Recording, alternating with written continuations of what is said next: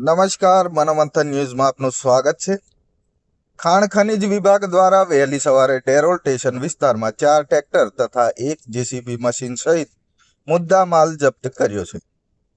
પંચમહાલ જિલ્લાના ખાણ ખનીજ અધિકારીઓ દ્વારા સવારમાં વહેલેથી કાલોલ તાલુકાના ડેરોલ સ્ટેશન વિસ્તારમાં ખાણ ખનીજ વિભાગની ટીમ માટેનું ગેરકાયદેસર ચાલતું ખોદકામ પર રેડ પાડતા 4 ટ્રેક્ટર તથા 1 જેસીબી મશીન સહિત મુદ્દા માલ અંદાજિત કિંમત ₹30 થી 35 લાખ રૂપિયાનો મુદ્દામાલ સહિત જપ્ત કરી ગોધરા ખાણ ખનીજ ઓફિસ ઉપર લઈ જઈ કાયદેસરની કાર્યવાહી હાથ ધરવામાં આવી છે।